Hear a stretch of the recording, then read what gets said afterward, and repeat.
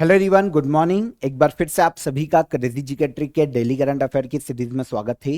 आज के सेशन में हम डिस्कस कर लेते हैं 3 जून के सभी करंट अफेयर को।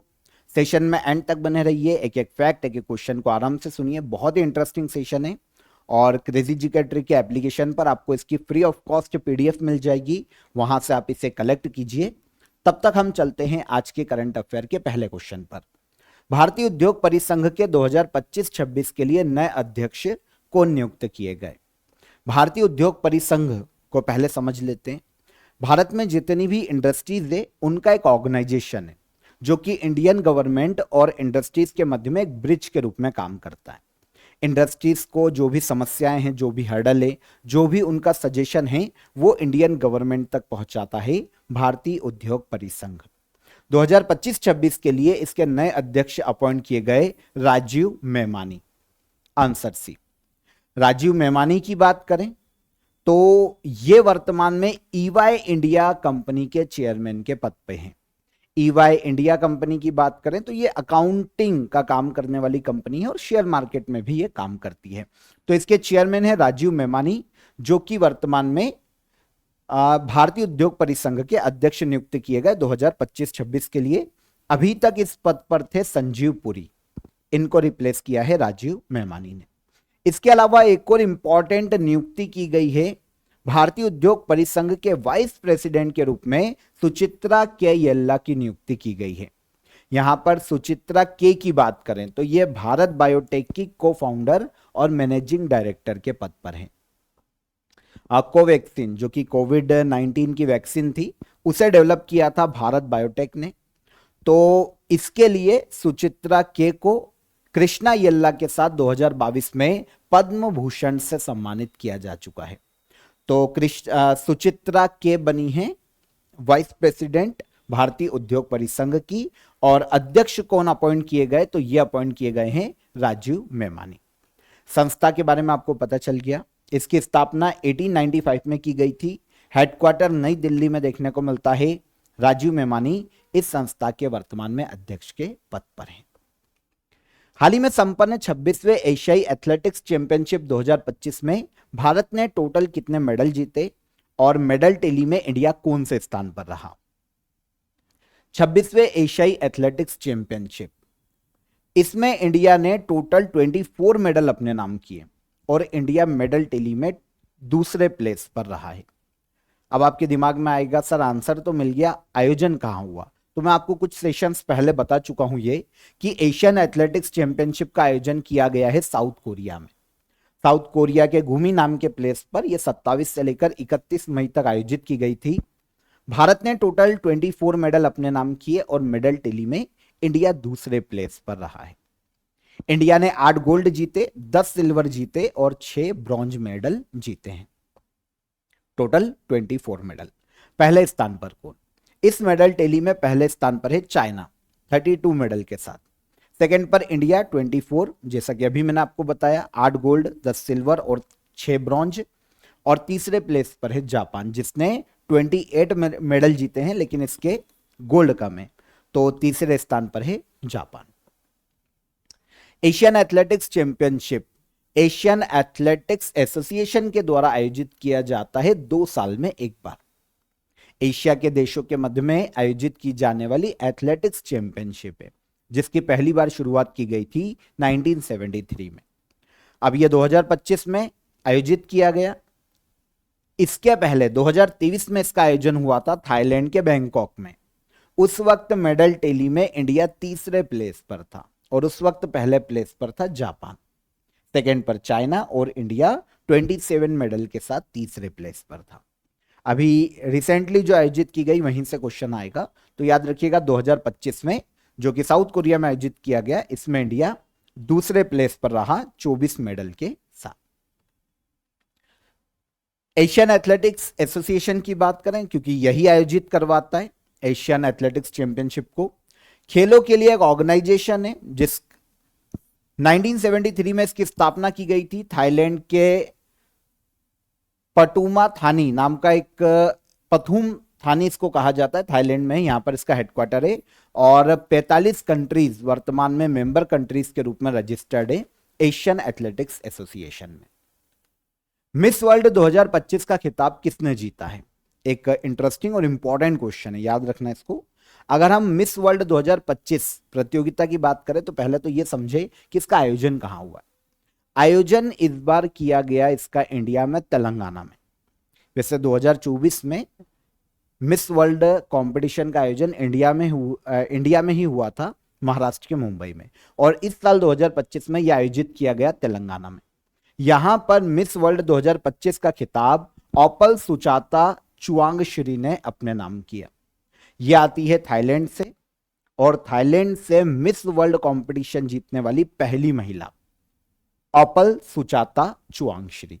ठीक है, तो आयोजन हो गया मिस वर्ल्ड 2025 का तेलंगाना में। थाईलैंड की ओपल सुचाता चुआंगश्री ने यह खिताब अपने नाम किया, थाईलैंड की पहली महिला जिन्होंने मिस वर्ल्ड का खिताब जीता है। यहां पर सेकेंड नंबर पर इथोपिया की हॉसेट डेरेजे एडमसू रही है। इथोपिया की रहने वाली है, सेकेंड प्लेस पर रही।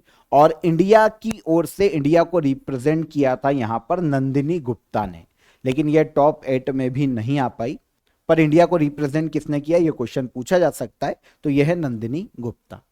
विनर इंपॉर्टेंट है सबसे ज्यादा, तो हमने उसको देख लिया, थाईलैंड की ओपल सुचाता चुआंगश्री। मिस वर्ल्ड 2025 है ना, इस बार जो कंपटीशन आयोजित किया गया है वो 72 एडिशन है। सबसे पहली बार मिस वर्ल्ड कंपटीशन की शुरुआत हुई थी 1951 में। 2025 में 72 एडिशन है। इसके पहले जो 71th एडिशन आयोजित किया गया था वो मुंबई में, महाराष्ट्र में आयोजित किया गया था 2024 में, और यहां पर विनर रही थी क्रिस्टीना प्रित्स्कोवा।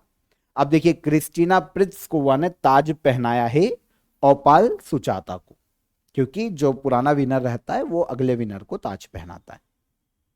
तो 72 एडिशन 2024 में इंडिया में हुआ, और अब 72 एडिशन 71 इंडिया में हुआ था 2024 में महाराष्ट्र में, और 72 एडिशन अभी आयोजित किया गया 2025 में तेलंगाना में। इंडिया की ओर से अभी तक जो मिस वर्ल्ड रही है, सबसे पहली बार बनी थी रीता फारिया 1966 में, फिर ऐश्वर्या राय फिल्म अभिनेत्री 1994, फिर डायना हेडन 1997, युक्ता मुखी 1999, प्रियंका चोपड़ा सन 2000, और फिर मानुषी छिल्लर 2017। भारत का पहला पूर्णतः सौर ऊर्जा से संचालित जिला कौन सा है? भारत का ऐसा जिला जो कि पूर्ण रूप से सौर ऊर्जा से संचालित हो रहा है, यह है दीव, दमन और दीव का दीव जिला, है ना। दमन और दीव, दादर नगर हवेली वर्तमान में एक जॉइंट यूनियन टेरिटरी है। तो इनमें जो दीव जिला है वो भारत का पहला ऐसा जिला बना है जो उसकी पूरी जो इलेक्ट्रिसिटी डिमांड है वो सोलर एनर्जी से पूरी कर रहा है। देखिए, दीव वर्तमान में 11.88 मेगावाट सोलर पावर जनरेट करता है अपने यहां पर। 9 मेगावाट जो है वो जमीनी सोलर सिस्टम है, जैसे सोलर पार्क वगैरह में, और बाकी फिर जो छत पे पैनल लगते हैं वो वाले सोलर एनर्जी है 2.88 मेगावाट तक। ऑल ओवर पूरी इलेक्ट्रिसिटी डिमांड जितनी भी है दीव की वो इसमें पूरी हो जाती है ना। और ये जो अचीवमेंट इसको मिली है वो पीएम सूर्य घर मुफ्त बिजली योजना के तहत इसने प्राप्त की। पीएम सूर्य घर मुफ्त बिजली योजना लास्ट ईयर 2024 में इसे अनाउंस किया गया था, भारत के पीएम नरेंद्र मोदी के द्वारा इसे लॉन्च किया गया था। सोलर पैनल लगाने के लिए इंडियन गवर्नमेंट 40% तक सब्सिडी देती है इंडिया में इस योजना के तहत। ठीक है, 1 करोड़ घरों को मुफ्त बिजली देना इस योजना का लक्ष्य, जिसके तहत अब पहला पूर्णतः सौर ऊर्जा से संचालित होने वाला जिला बना है दीव। बजट 2024-25 में ये जो स्कीम है पीएम सूर्य घर मुफ्त बिजली योजना, इसके लिए बजट में 20,000 करोड़ रुपए आवंटित किए गए थे सेंट्रल गवर्नमेंट के द्वारा। आगे बढ़ने से पहले आपको चलो ऑफर ऑफ द डे आगे आएगा, अभी हम अगला क्वेश्चन देख लेते हैं। पुर्तगाल में 2025 के संसदीय चुनाव के बाद किसे प्रधानमंत्री नियुक्त किया गया है? अभी पुर्तगाल है ना, यूरोपीय देश है, आपको पता है सबसे पहले पोर्चुगीसी इंडिया आए थे यूरोपीय कंपनियों में। तो पुर्तगाल में 2025 में अभी संसदीय चुनाव हुए और यहां पर नए पीएम के रूप में अपॉइंट किए गए हैं लुइस मोंटेनेग्रो। नए पीएम बने हैं पुर्तगाल के, लुइस मोंटेनेग्रो। अगर हम पुर्तगाल की लोकेशन देखते हैं तो एक यूरोपीय देश है ना, इसके एक ही देश से बाउंड्री शेयर करता है स्पेन के साथ, और पश्चिम में अटलांटिक ओशन देखने को मिलता है। हाल ही में लुइस मोंटेनेग्रो पुर्तगाल के नए पीएम के रूप में अपॉइंट किए गए। इनकी जो पार्टी है ना, डेमोक्रेटिक अलायंस है, बहुमत तो नहीं मिला लेकिन कोलेशन गवर्नमेंट ये बना लेंगे, सबसे ज्यादा सीटें इनके पास है, लुइस मोंटेनेग्रो के पास। इसके अलावा प्रेसिडेंट के रूप में मार्सेलो रेबेलो डी सूसा एक बार फिर से अपॉइंट किए गए हैं। तो ये रिपीट हुए हैं वापस, और लुइस मोंटेनेग्रो भी रिपीट हुए हैं, क्योंकि लुइस मोंटेनेग्रो 2024 में इलेक्शन के बाद बने थे पीएम, लेकिन इनके खिलाफ नो कॉन्फिडेंस मोशन लाया गया था पुर्तगाल की पार्लियामेंट में। उसके बाद फिर नो कॉन्फिडेंस मोशन के कारण इनकी गवर्नमेंट गिर गई थी। अब एक बार फिर से जब इलेक्शन हुए तो यही चुन के आए हैं पुर्तगाल के पीएम के रूप में। यूरोपीय देश है पुर्तगाल, लिस्बन कैपिटल है, यूरो यहाँ की ऑफिशियल करेंसी है। पीएम बने लुइस मोंटेनेग्रो और प्रेसिडेंट बने हैं मार्सेलो रेबेलो डी सूसा पुर्तगाल में। आपके लिए ऑफर ऑफ द डे में, जैसा कि कल भी आपके लिए था, काफी स्टूडेंट की डिमांड आ रही थी लगातार कि सर इसको बढ़ाया जाए, तो आप सभी के लिए आज भी आपको बायोलॉजी के 400 इंपॉर्टेंट एमसीक्यूज यहां पर आपको विद डिटेल मिल जाएंगे, और साथ ही साथ इनके वीडियो सॉल्यूशन भी आपको आपके कोर्स के अंदर मिल जाएंगे काफी अफोर्डेबल प्राइस में। तो केवल बायोलॉजी के 400 इंपॉर्टेंट एमसीक्यूज को यहां पर कवर करवाया गया है विथ सॉल्यूशन विथ डिटेल। तो आप इसे ज्वाइन कर सकते हैं। आपको बायोलॉजी के जितने भी क्वेश्चन एग्जाम में आते हैं ना, सेंट्रल और स्टेट के एग्जाम में, वो यहां से कवर हो जाएंगे। ओके, और वीडियो सॉल्यूशन भी अवेलेबल है, तो आपको काफी यहां पर मदद मिलेगी। ज्वाइन कीजिए, डिस्क्रिप्शन में मैंने आपको इसकी लिंक दे दी है, वहां पर क्लिक करके आप इसे ज्वाइन कर सकते हैं। और हेल्पलाइन नंबर भी आपके लिए है, कोई भी हर्डल आता है तो आप इस पर कॉल कर लीजिएगा। और एप्लीकेशन पर तो चेकआउट कीजिए ही, क्योंकि आपको डेली करंट अफेयर की पीडीएफ भी वहीं पर मिल जाएगी। तब तक हम चलते हैं आगे अगले क्वेश्चन पर। संयुक्त राष्ट्र विश्व पर्यटन संगठन की पहली महिला महासचिव हाल ही में किसे नियुक्त किया गया? तो United Nation World Tourism Organization, पूरे वर्ल्ड में जो यूनाइटेड नेशन की मेंबर कंट्रीज है उनके मध्य में टूरिज्म को बढ़ावा देने के लिए, सभी देशों के मध्य में एक सहयोग स्थापित करने के लिए टूरिज्म के सेक्टर में यह संस्था काम करती है, United Nation World Tourism Organization. इसकी पहली महिला महासचिव, पहली विमेन सेक्रेटरी जनरल के रूप में अपॉइंट किया गया है शेखा नासिर अल नोवेस को। शेखा नासिर अल नोवेस, यहां पर अगर हम इनकी बात करते तो ये यूएई की रहने वाली है। यूएई की एक बहुत ही फेमस बिजनेस वीमन है, जो कि United Nation World Tourism Organization की पहली महिला महासचिव के रूप में अपॉइंट की गई। वैसे देखिए, अभी केवल इलेक्ट किया गया है, अपॉइंट नहीं हुई है, यहां पर थोड़ा सा करेक्ट कीजिएगा, अभी केवल इलेक्ट हुई है, क्योंकि अभी तक इस पद को होल्ड कर रहे हैं जुराब पोलोलिकाशविली, जो कि जॉर्जिया से आते हैं, जॉर्जिया देश के रहने वाले, ये अभी तक इस पद को होल्ड कर रहे हैं जुराब। जनवरी 2026 तक इस पद पर ये बने रहेंगे, और उसके बाद जो नई इलेक्ट हुई है शेखा, ये फिर पद संभालेगी और पहली महिला महासचिव बनेगी United Nation World Tourism Organization की। अभी जो इलेक्शन हुए ना इस पद के लिए, 123वीं यूनाइटेड नेशन टूरिज्म काउंसिल की बैठक में हुई, जो कि स्पेन में आयोजित किए गए थे 30 मई 2025 को। तो स्पेन में काउंसिल की बैठक में, टूरिज्म काउंसिल की बैठक में इलेक्शन हुआ, और इसमें महासचिव के रूप में जीत कर आई है Shaikha Nasser Al Nowais, UAE की महिला business women. United Nation World Tourism Organization, पता चल गया ये संस्था क्या काम करती है। 1975 में स्थापना हुई थी, स्पेन के मैड्रिड में इसका हेडक्वार्टर है, और 160 कंट्रीज वर्तमान में यूनाइटेड नेशन की इस संस्था की भी मेंबर है। और अभी सेक्रेटरी जनरल के रूप में पद होल्ड कर रहे हैं जुराब, ठीक है। जनवरी 2026 में जब इनका पद खत्म होगा, फिर पद को होल्ड करेगी शेखा नासिर अल नोवेस। ध्रुवा पहल किसके द्वारा शुरू की गई है? ध्रुवा पहल की बात करें तो इसको शुरू करने का श्रेय दिया जाता है डिपार्टमेंट ऑफ पोस्ट को, है ना। इसका फुल फॉर्म देखेंगे तो आपको समझ में आएगा, digital hub for reference and unique virtual address, short में है ध्रुवा। तो भारतीय डाक विभाग या डिपार्टमेंट ऑफ पोस्ट का एक इनिशिएटिव है। इसके तहत क्या किया जाएगा कि जो रेसिडेंस होते हैं ना, जो एड्रेस होते हैं, उनका भी एक यूनिक वर्चुअल एड्रेस तैयार किया जाएगा, मतलब डिजिटल एड्रेस तैयार किया जाएगा। एक तरीके का डेटाबेस आप इसको समझो, है ना, किसी पोर्टल पे होगा, किसी एप्लीकेशन पर, पोर्टल पर, या किसी भी अदर फॉर्म में। अभी इसकी पूरी डिटेल नहीं आई है, लेकिन इस तरीके से काम करेगा। जैसे देखिए, आधार का एक यूनिक नंबर होता है ना, आधार की एक आईडी होती है जो बैंक अकाउंट से भी लिंक है। अगर केवल आधार का नंबर डालेंगे तो सारी इंफॉर्मेशन किसी व्यक्ति की मिल जाएगी। वैसे ही अब किसी के घर का जो है ना, वो एक डिजिटल आईडी उसके घर को दी जाएगी। जो भी रजिस्टर्ड घर है उनको डिजिटल आईडी दी जाएगी, और इस डिजिटल आईडी के माध्यम से उस घर के बारे में पूरा एड्रेस मिल जाएगा, केवल आईडी के आधार पर।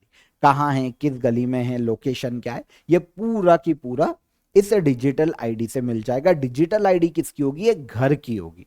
किसी अभी तक क्या होता है, जो एड्रेस होते हैं ना, वहां तक किसी को पहुंचने में बहुत दिक्कत आती है, आपको भी पता है। तो इस प्रॉब्लम को खत्म करने के लिए डिजिटल आईडी प्रणाली को शुरू किया जाएगा, और इसको नाम दिया गया है ध्रुव इनिशिएटिव। शुरुआत करने का श्रेय दिया जाता है डाक विभाग को। भारत का जो डाक विभाग है, टेलीकम्युनिकेशन मिनिस्ट्री के अंतर्गत, वो इस इनिशिएटिव को इसने शुरू किया है। अभी भारत में जो एड्रेस होते हैं वो फिजिकल तौर पर बताए जाते हैं, house number, street number, state क्या है, पिन कोड क्या है, तो भी पहुंचने में बहुत दिक्कत आती है ना। हर व्यक्ति के लिखने का तरीका अलग होता है, हर व्यक्ति अलग तरीके से समझता है चीजों को। अब केवल एक आईडी दे दी जाएगी, यूनिक आईडी दे दी जाएगी घर को। उसके आधार पे अब कोई भी गवर्नमेंट सर्विस कहीं पहुंचाना है ना, गवर्नमेंट का कोई पार्सल है, कोई लेटर है, वो proper emergency services, banking, e commerce, ये सर्विस में और ज्यादा तेजी लाई जा सकती है, इनको और ज्यादा स्मूथली रन किया जा सकेगा। तो इस योजना को नाम दिया गया है ध्रुव इनिशिएटिव। शुरू करने का श्रेय किसे दिया जाता है? डिपार्टमेंट ऑफ पोस्ट या फिर भारतीय डाक विभाग को इसे शुरू करने का श्रेय दिया जाता है। आई होप आपको समझ में आया होगा कि एक घर को डिजिटल आईडी देने से फायदे क्या क्या होंगे, और जो अतिक्रमण होता है, जो अवैध निर्माण होता है, उसको रोकने में भी इन फ्यूचर यहां से मदद मिलेगी। पता चलेगा डिजिटल आईडी के आधार पर। ब्रिच ग्लेशियर जो हाल ही में चर्चा में रहा, किस देश में स्थित है? ब्रिच ग्लेशियर की बात करें तो यह देखने को मिलेगा हमको स्विट्जरलैंड में। स्विट्जरलैंड यूरोप का देश है, और यहां पर बहुत सारे छोटे छोटे देश है स्विट्जरलैंड के आसपास। तो एक पर्वतमाला है यूरोप में जिसे कहा जाता है एल्प्स पर्वतमाला, है ना। यह पर्वतमाला 8 देशों में फैली हुई है यूरोप में, और 1200 किलोमीटर इसकी लेंथ देखने को मिलती है। यूरोप की एक पर्वत श्रृंखला है। यहां पर अल्प्स पर्वत में एक, या माउंटेन रेंज में एक ग्लेशियर था जिसका नाम है बिर्च ग्लेशियर। स्विट्जरलैंड में ग्लेशियर है। हुआ यह है कि ये ग्लेशियर के गिरने के कारण स्विट्जरलैंड का एक गांव है ब्लेटन, ये पूरा की पूरा रातों रात दब गया, और यहां पर जितने भी लोग हैं लगभग तबाह हो गए। तो इसीलिए बिर्च ग्लेशियर ये सुर्खियों में था। क्लाइमेट चेंज बहुत बड़ा कारण है कि ग्लेशियर पिघलते जा रहे हैं, तो ये काफी सुर्खियों में रहा है पूरे वर्ल्ड में। स्विट्जरलैंड में अल्प्स माउंटेन रेंज का हिस्सा था। यह माउंटेन रेंज 1200 किलोमीटर की है, 8 यूरोपीय देश में फैली हुई है, और इसकी हाईएस्ट पीक है माउंट ब्लैंक, जो कि ऑलमोस्ट 4809 मीटर ऊंची है। स्विट्जरलैंड यूरोपीय देश है, बर्न इसकी कैपिटल है। और करेंसी अगर हम देखते हैं, स्विट्जरलैंड को जेनेवा के रूप में भी देखा जाता है, ठीक है ना। और स्विस फ्रैंक यहां की ऑफिशियल करेंसी है। फेडरल चांसलर है विक्टर रोसी यहां के। इसका एक बहुत बड़ा शहर है स्विट्जरलैंड का, जेनेवा, जहां पर बहुत सारे हमको हेडक्वार्टर देखने को मिलते हैं वर्ल्ड के।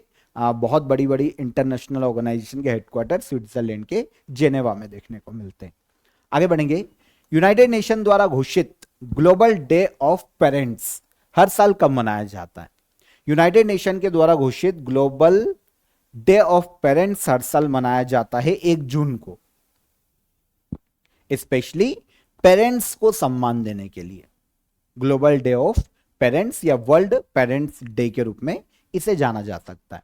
यूनाइटेड नेशन के द्वारा 2012 में 1 जून को इसकी शुरुआत की गई थी। हर साल मनाया जाता है ताकि पूरी दुनिया में परिवार और पेरेंट्स को रिस्पेक्ट दी जा सके। इनके सम्मान में, पेरेंट्स माता पिता के सम्मान में यह डे मनाया जाता है। 2025 में राइजिंग पेरेंट्स इस डे की थीम है 1 जून को। इसके अलावा आपको मैंने लास्ट डे बताया था 31 मई को वर्ल्ड नो टोबैको डे के रूप में भी मनाया जाता है। इसकी थीम थी bright products World No Tobacco Day, तो इसको भी याद रखिए। ग्लोबल डे ऑफ पेरेंट्स 1 जून को मनाया गया। इसके अलावा 1 जून को वर्ल्ड मिल्क डे मनाया जाता है। यह कुछ एसएससी के एग्जाम में पूछा गया है। World Milk Day Food and Agriculture Organization, जो कि यूनाइटेड नेशन की एक एजेंसी है, इसके द्वारा मनाया जाता है हर साल 1 जून को। 2025 में वर्ल्ड मिल्क डे की थीम की बात करें तो let's celebrate the power of dairy, world Milk day की थीम है। लास्ट क्वेश्चन, हर साल 2 जून को भारत में किस राज्य का स्थापना दिवस मनाया जाता है? 2 जून को स्थापना दिवस है किसका? कल किसका था? तो तेलंगाना राज्य का स्थापना दिवस मनाया जाता है 2 जून को। 2 जून 2014 में तेलंगाना आंध्र प्रदेश से अलग होकर भारत का राज्य बना था। तो हर साल 2 जून को तेलंगाना स्टेट का फाउंडेशन डे मनाया जाता है। 2025 में इसका 11वां स्थापना दिवस मनाया गया। 2014 में स्थापना हुई थी 2 जून को और 11वां स्थापना दिवस है 2025 में। इसके लिए इंडियन पार्लियामेंट में जो एक्ट लाया गया था आंध्र प्रदेश रीऑर्गेनाइजेशन एक्ट है 2014 का, और इसके तहत आंध्र प्रदेश से तेलंगाना को सेपरेट करके भारत का 29वां राज्य उस वक्त बनाया गया था। देखिए, भारत में शुरुआत में इनकी जो कैपिटल थी ना, वो संयुक्त कैपिटल थी हैदराबाद, आंध्र प्रदेश और तेलंगाना की। बाद में फिर हैदराबाद तेलंगाना की कैपिटल हो गई और आंध्र प्रदेश ने अपनी कैपिटल बना लिया अमरावती को। नए राज्य की अगर हम प्रोसेस देखते हैं इंडियन कॉन्स्टिट्यूशन के अकॉर्डिंग, तो इंडियन कॉन्स्टिट्यूशन का आर्टिकल 3 भाग 1 में संघ और उसके राज्य क्षेत्र भाग 1 है इंडियन कॉन्स्टिट्यूशन का। इसका आर्टिकल 3 जो है वो भारत में नए राज्यों के गठन, नए राज्यों की स्थापना और वर्तमान राज्यों की सीमाओं में परिवर्तन का अधिकार देता है इंडियन पार्लियामेंट को। तो पार्लियामेंट को अधिकार है कि वो नए राज्यों का गठन कर सकती है, किसी राज्य को डिवाइड करके 2 बना सकती है, 2 को मर्ज करके 1 कर सकती है, राज्यों की सीमा में परिवर्तन कर सकती है। सर प्रोसेस क्या है? तो इसके लिए प्रोसेस ये है कि अगर केंद्र सरकार या पार्लियामेंट ऐसा कोई बिल लेके आने वाली है तो केंद्र सरकार इसका जो फॉर्मेट है या जो बिल है वो राष्ट्रपति को भेजते हैं। राष्ट्रपति संबंधित राज्य की विधानसभा को भेजते हैं, जिसका भी या तो मर्ज किया जाना है, 2 राज्य हैं तो दोनों राज्यों को, और अगर किसी को डिवाइड किया जाना है, स्प्लिट करना है, तो उस राज्य को जिसका 2 टुकड़े करके 2 एक नया राज्य बनाने वाले। तो जैसे आंध्र प्रदेश की विधानसभा को भेजा होगा क्योंकि उससे तेलंगाना बनना था। अब आंध्र प्रदेश की विधानसभा की मंजूरी के बाद, ठीक है, वैसे अगर मंजूरी नहीं भी है तो बाध्य नहीं है, ध्यान रखना, केवल सिफारिश पूछने के लिए कि भाई हम राज्य को पूछ लेते हैं, पर राज्य की सिफारिश मानने के लिए केंद्र बाध्य नहीं है, प्रेसिडेंट बाध्य नहीं है। ठीक है, ये एक फॉर्मेलिटी है, आप इसको ऐसे ही समझिए। फिर केंद्र को पार्लियामेंट में केंद्र सरकार वो बिल रखती है, जैसे आंध्र प्रदेश रीऑर्गेनाइजेशन एक्ट है 2014 का, प्रेसिडेंट रखते हैं, पार्लियामेंट में इसको रख दिया जाएगा और पार्लियामेंट में सिंपल मेजोरिटी से इस बिल को पास कराना पड़ेगा। बहुत सिंपल प्रोसीजर है नए राज्य के गठन की, सिंपल मेजोरिटी। और संविधान का आर्टिकल 4 खुद ये कहता है कि भैया इस प्रकार का जो चेंज कर रहे हो ना आप, है ना, वो आर्टिकल 368 के तहत संविधान संशोधन के अंतर्गत नहीं आता है। अगर केंद्र को या पार्लियामेंट को, पार्लियामेंट बोलते हैं तो ज्यादा सही रहेगा, पार्लियामेंट को अगर किसी राज्य की सीमा में परिवर्तन करना है, 2 राज्यों को स्प्लिट करना है, जोड़ना है, कुछ भी, तो भाई वो सिंपल मेजोरिटी से आर्टिकल 3 के तहत बिल लाकर कर सकती है। सिंपल मेजोरिटी से अगर पार्लियामेंट में पास हो जाता है तो वो लागू हो जाएगा। आर्टिकल 368 के तहत संविधान संशोधन की कोई जरूरत नहीं है इसके लिए। ओके, अब आप बोलोगे सर राज्यों का कोई अस्तित्व नहीं है क्या? बिल्कुल सही है, इंडिया में राज्यों का कोई अस्तित्व नहीं है स्वतंत्र। भारत यूनियन ऑफ स्टेट है, भारत जो है राज्यों का संघ है, यहां पर राज्यों का कोई स्वतंत्र अस्तित्व नहीं है। आज है, हो सकता है कल वो मैप पर ना दिखे, कोई राज्य आज नहीं है, हो सकता है कल नया राज्य बन जाए। तो ये सब पार्लियामेंट को पावर है, राज्यों की इच्छा पर कुछ भी डिपेंड नहीं करता। हालांकि राज्यों को अलग से पावर दिए गए हैं संविधान में, लेकिन इमरजेंसी की कंडीशन में हमारा जो फेडरल सिस्टम है वो यूनिटरी हो जाता है। ठीक है, पूरे अधिकार केंद्र के पास चले जाते हैं। तो राज्यों का कोई स्वतंत्र अस्तित्व नहीं है, केवल राज्यों का गठन जो किया गया है वो प्रशासनिक सुविधा के आधार पर किया गया है। आई होप समझ पाए होंगे। तो आर्टिकल 3 के तहत राज्य के गठन की प्रक्रिया है भारत के संविधान में। तेलंगाना की बात करते, 2 जून 2014 को राज्य बना। इसकी कैपिटल है वर्तमान में तेलंगाना की हैदराबाद। गवर्नर है जिष्णुदेव वर्मा। रेवंत रेड्डी सीएम के पद पर हैं। यहां पर असेंबली सीटें हैं विधानसभा की 119, विधान परिषद की 40, लोकसभा की 17 सीटें हैं और राज्यसभा की 7 सीटें हैं। ये हो जाते हैं 3 जून के हमारे सभी करंट अफेयर। अब हम आ जाते हैं लास्ट डे के करंट अफेयर के रिवीजन पर। Nomadic elephant military exercise Bharat और किस देश के मध्य में आयोजित की जाती है? तो इंडिया और मंगोलिया के मध्य में इसे आयोजित किया जाता है।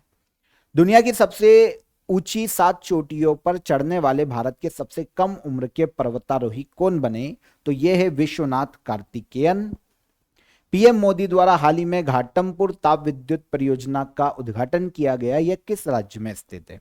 तो यह देखने को मिलेगी उत्तर प्रदेश राज्य में।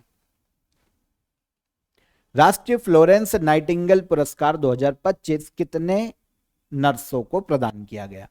तो यह दिया गया है 15 नर्सों को। भारत का पहला AI based special economic zone किस राज्य में स्थापित किया जा रहा है? तो इसको स्थापित किया जा रहा है छत्तीसगढ़ राज्य में। 2026 में एशियन वेटलिफ्टिंग चैंपियनशिप का आयोजन कहां किया जाएगा? अहमदाबाद गुजरात में। हर साल विश्व तंबाकू निषेध दिवस, अभी मैंने आपको बताया 31 मई। ब्राजील में आयोजित होने वाले 11वें ब्रिक्स संसदीय फोरम में भारतीय संसदीय प्रतिनिधि मंडल का नेतृत्व कौन करेंगे? तो यह है ओम बिरला। 31 मई 2025 को लोकमाता अहिल्याबाई होलकर की कौन सी जयंती मनाई गई? 300वीं जयंती थी। और हाल ही में global annual to decadal climate update report किसके द्वारा जारी की गई? वर्ल्ड मेट्रोलॉजिकल ऑर्गेनाइजेशन के द्वारा। ये सारे क्वेश्चन कल के सेशन के हो गए। अब क्वेश्चन ऑफ द डे का आंसर ले लेते हैं। संविधान में फंडामेंटल ड्यूटीज को किस संशोधन के द्वारा जोड़ा गया था? तो ये 42वां संविधान संशोधन है, 1976 में हुआ था। भारत में योजना आयोग के स्थान पर 1 जनवरी 2015 को स्थापित किया था क्या? नीति आयोग को। यहां पर पूछा गया है किसने प्रतिस्थापित किया है ना, तो 1 जनवरी 2015 को स्थापित हुआ था नीति आयोग, याद रखना ना, नीति आयोग। भारत की पहली स्वदेशी परमाणु पनडुब्बी कौन सी है? पहली स्वदेशी न्यूक्लियर सबमरीन की बात करें तो आईएनएस अरिहंत। ये तीनों क्वेश्चन के हमारे आंसर हो गए। अब आज के क्वेश्चन ऑफ द डे। विश्व धरोहर स्थल के रूप में सूचीबद्ध पहला भारतीय स्थल कौन था? पंचायती राज व्यवस्था किस संविधान संशोधन के द्वारा जोड़ी गई संविधान में? और प्रेसिडेंट रूल भारतीय संविधान के किस आर्टिकल के तहत लगाया जाता है? तीनों क्वेश्चन इंपॉर्टेंट है, कमेंट कीजिए कमेंट बॉक्स में। सेशन पसंद आया हो तो लाइक और शेयर करके जाइएगा। कल फिर मुलाकात करेंगे नेक्स्ट डे के करंट अफेयर में। तब तक अपना ख्याल रखिएगा। इसकी पीडीएफ क्रेजी जीके ट्रिक के एप्लीकेशन पर जाकर आप ले लीजिए। कल मिलते हैं, ख्याल रखिए। जय हिंद, जय भारत।